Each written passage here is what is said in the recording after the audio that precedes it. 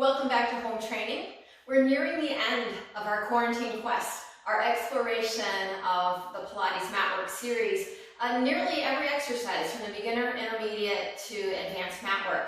Today we're looking at kneeling side kicks. Kneeling side kicks is fantastic to build hip strength, particularly the lateral hips and the glutes. A lot of work, a lot of great engagement, as well as just integrated head to toe co-contraction to support, stabilize your body.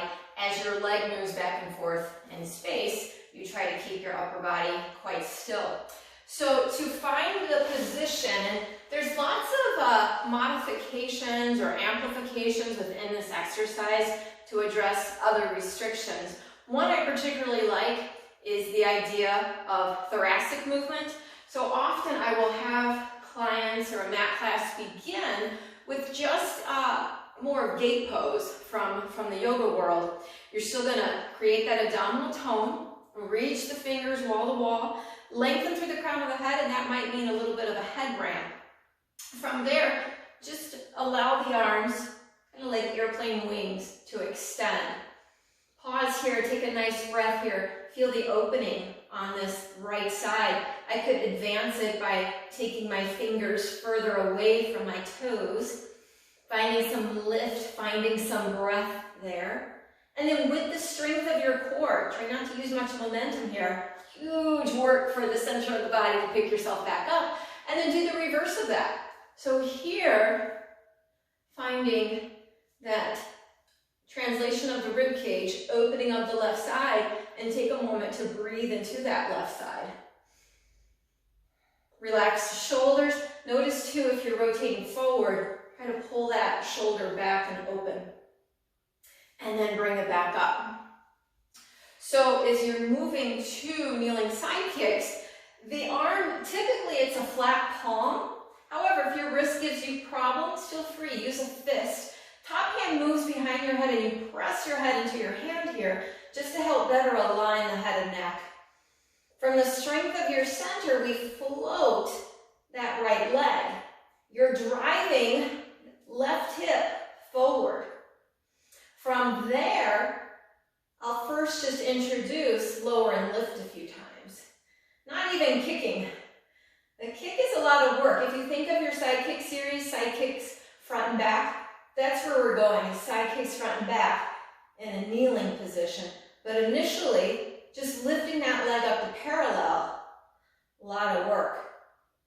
Then rest it down. Let's do one more on this side, and that's going to be circles. So from that core center, lift the leg and start to circle. Emphasize the up of the leg. Keep pressing your left hip bone forward so you don't sink back. Keep the hip open. And then reverse, reverse, reverse. Rest it back down. Let's pick it up and move it to the opposite side. So again, starting with more of that gate shape. My right hip, really right and left, are looking to be parallel and forward. Arm can come up, fingers reach to the sides of the room, and we'll begin with just that float of our airplane wings towards the mat.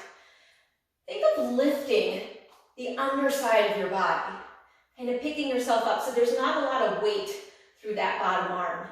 Here again, from your core, bring yourself back center, and then side bend over and appreciate this lateral fascial line. Stretch. Breathe into it. Create more space with your breath, more expansion with your breath.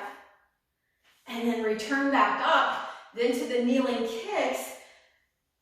Side bending over, you can do fist again. I find fists a little bit more comfortable, plus it brings the ground up to you. You know, for beginners, you could even put a yoga block under the hand. That would work too. From the side, pick up the leg. Feel as much in a straight line from head to toe as you can. And then just lower and lift.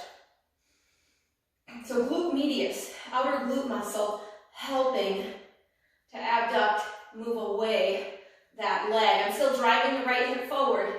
It doesn't like it. It wants to drop back. Try to keep it open and lifted. And then circle for 5, 4, 3, 2, 1. Reverse. Circle 5, 4, 3, 2, 1. Rest that leg back down. Bring yourself back up. So let's look at front and back. Super challenging. Might not be pretty, but it's the challenge that creates change. Pilates is one of the principles is not perfection at all. We're looking to challenge our body, and I think that's what keeps people coming back for more, even after 15, 20 years of practice. Plenty of room for improvement for my own self, but it feels good, and it gives me energy, and it changes my mood, so why wouldn't I do it? Kneeling side kicks. Arms extend, we side bend over, hand behind the head, press it back, lift the top leg.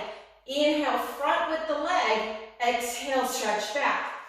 Inhale, and exhale. Try to keep the hip forward and the leg lifted, and then just 3 or 4 will do you there. Bring it back up. Let's look at the opposite side. Same idea, arms extend.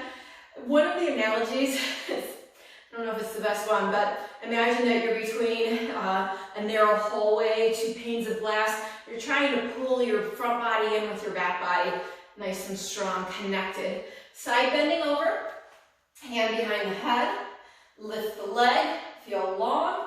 Inhale, front, exhale, back. Inhale, kick, 2 little kicks front, 1 back.